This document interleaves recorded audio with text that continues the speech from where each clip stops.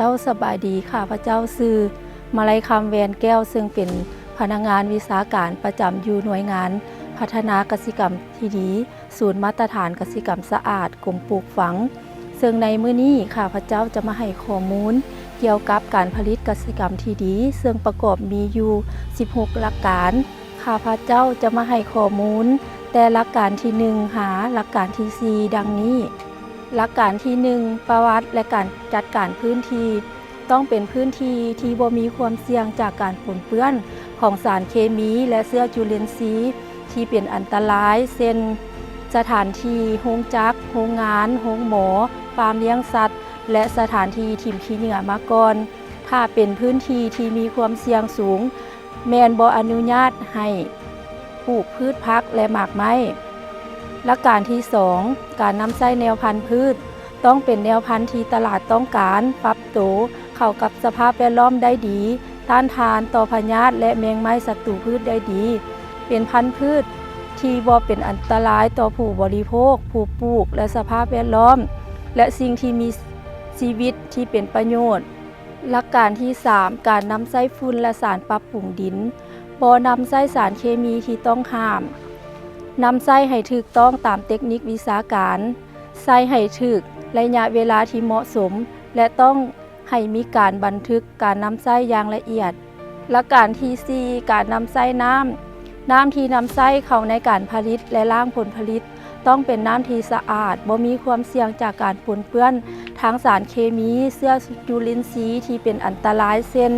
ยาฆ่าหญ้ายาฆ่าแมงไม้ยาฆ่าไฮเชื้อราและเชื้อจุลินทรีย์ที่เป็นอันตรายเช่นซาโมนีลาและอีโคไล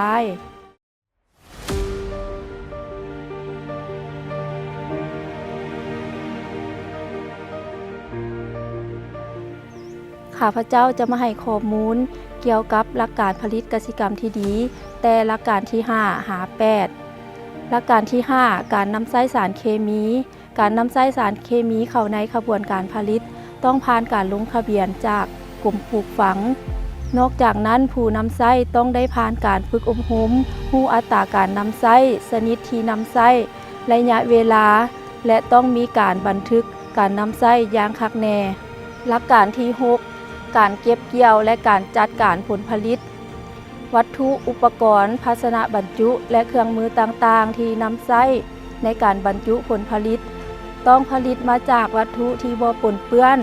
เก็บผลผลิตวัตถุหุ้มห่อและอุปกรณ์ให้ห่างจากสารเคมีฝุ่นเคมีและสารปรับปรุงดินให้กวดกาความทนทานและความสะอาดภาชนะบรรจุเครื่องมืออุปกรณ์ก่อนการนำใช้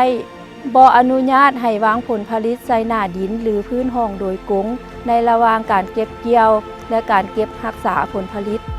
หลักการที่7เคหสถานและสถานที่โครงสร้างโรงเรือนและโครงสร้างที่ใช้สำหรับการปลูกการหุ้มห่อการเก็บรักษาผลผลิตต้องได้รับการบูรณะรักษาให้อยู่ในสภาพดีสร้างระบบระบายน้ำเปื้อนและการกำจัดขี้เหงื่อเพื่อลดพรความเสี่ยงต่อการปนเปื้อนในพื้นที่การผลิตและการสนองน้ำให้แยกอุปกรณ์เครื่องมือภาชนะบรรจุต่างๆออกจากสางเก็บเกี่ยวผลผลิตให้เป็นระเบียบหลักการที่8การทำความสะอาดและการอนามัยสถานที่หุ้มห่อเก็บรักษาสางเก็บเกี่ยวผลผลิตอุปกรณ์เครื่องมือภาชนะบรรจุและบรรดาอุปกรณ์ต่างๆต้องได้ทำความสะอาดและฆ่าเชื้อพยาธิอย่างประจำให้คัดเลือกน้ำยาทำความสะอาดและอนามัยที่เหมาะสมเพื่อทำความสะอาดและฆ่าเชื้อพยาธิโดยนำใช้น้ำยาที่บ่มีความเสี่ยงในการปนเปื้อนจากการนำใช้สารเคมีที่เป็นอันตรายต่อผู้นำใช้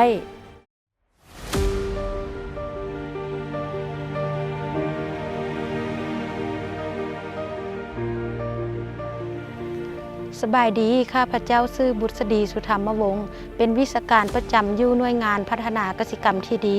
ศูนย์มาตรฐานกสิกรรมสะอาดกรมปลูกฝังจะมาให้ข้อมูลเกี่ยวกับการผลิตกสิกรรมที่ดีในหลักการที่9หาหลักการที่12หลักการที่9การควบคุมสัตว์เลี้ยงและศัตรูพืชบ่ให้สัตว์เลี้ยงอยู่ตามบ้านและอยู่ในฟาร์มเข้ามาในพื้นที่การผลิต โดยเฉพาะพื้นที่การปลูกพืชหรือบริเวณอ้อมรอบสถานที่หุ้มห่อและสถานที่เก็บรักษาผลผลิตนำใช้มาตรการอย่างเหมาะสมในการป้องกันกำจัดศัตรูพืชอยู่ในบริเวณสถานที่เก็บรักษาหุ้มห่อและสางเก็บผลผลิตหลักการที่ 10 การอนามัยส่วนบุคคลผู้ออกแรงงานต้องมีความรู้หรือได้รับการฝึกอบรมเกี่ยวกับการอนามัยส่วนบุคคล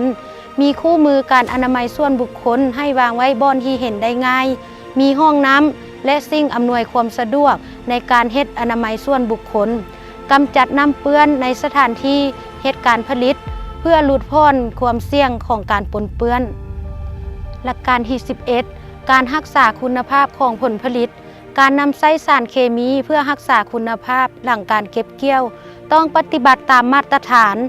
น้ำที่ใส่ล้างผลผลิตครั้งสุดท้ายต้องแม่นน้ำที่สะอาดสามารถดื่มได้หรือมีค่าเท่ากับคุณภาพของน้ำดื่มหลักการที่ 12 การเก็บรักษาและการขนส่งบ่ให้วางภาชนะบรรจุผลผลิตติดกับดินซึ่งจะให้เกิดความเสี่ยงการปนเปื้อนต่อผลผลิต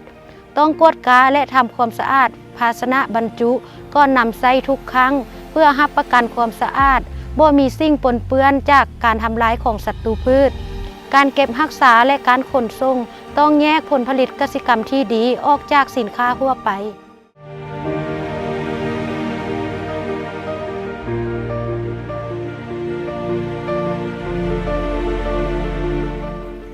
มื้อนี้ข้าพเจ้าจะมาให้ข้อมูลเกี่ยวกับการผลิตกสิกรรมที่ดีในหลักการที่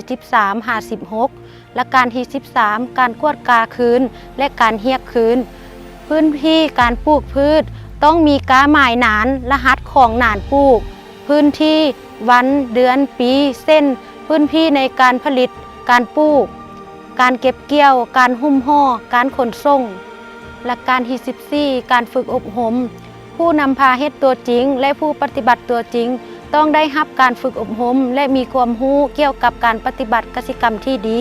พร้อมพังเก็บรักษาใบยั่งยืนการฝึกเพื่อเป็นการยั่งยืนว่าบุคคลดังกล่าวได้รับความรู้ในด้านกสิกรรมที่ดีหลักการที่ 15 การบันทึกเอกสารต้องเก็บรักษาบทบันทึกเกี่ยวกับการปฏิบัติกสิกรรมที่ดีไว้อย่างน้อย2 ปีขึ้นไปให้นำใช้เอกสารปัจจุบันสำหรับเอกสารหมดอายุบ่ควรเก็บรักษาไว้หลักการที่ 16 การทบทวนคืนต้องทบทวนทุกๆการจัดตั้งปฏิบัติอย่างน้อยปีละครั้งเพื่อรับประกันในการจัดตั้งปฏิบัติและวิธีการนำใช้ให้ถูกต้องตามระเบียบหลักการเก็บรักษาบทบันทึกการทบทวนคืนและวิธีการจัดตั้งปฏิบัติต้องมีมาตรการแก้ไขข้อเสนอที่พัวพันถึงความปลอดภัยของผลผลิตเก็บรักษาบทบันทึกและวิธีจัดตั้งปฏิบัติ